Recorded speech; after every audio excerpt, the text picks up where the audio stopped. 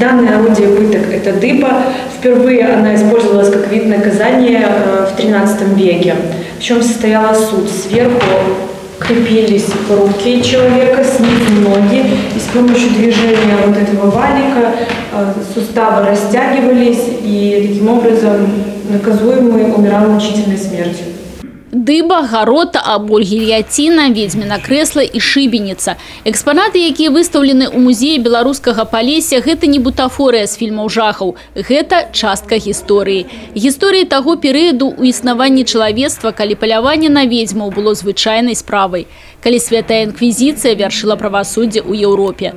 Зрэшты, не толькі ў Еўропе і не толькі на ведьмаў, а кожнага, хто правініўся або грэшніка, чакала пакаранне па большай частцы неапраўдана жорсткае і бесчалавечнае. Это орудие называется позорный стол.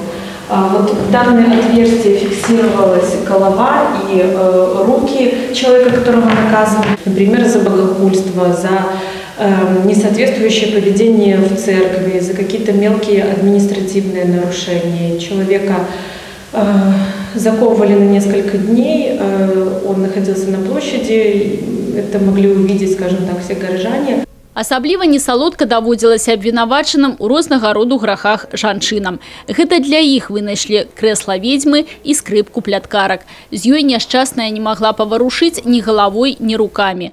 А універсальная прылада катаванняў, утыканая вострымі шыпамі крэсла для допыту, напэўна, папярэднік сучаснага электрычнага крэсла. Это было в каждом народе, это показывает фантазию человеческую.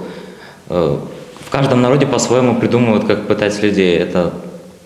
Это страшно, но это часть нашей истории. Плюс ко всему, одно дело читать книжки в голове, воображать какие-то вещи, другое дело прикоснуться, потрогать даже вот руками, насколько это все мрачно, жестко и страшно. Экспанаты суправаджаюць падрабязнае апісанне гісторыі іх вынаходак і спосабаў прымянення, карціны з выявамі самых жорсткіх інквізітараў сярэднявечча.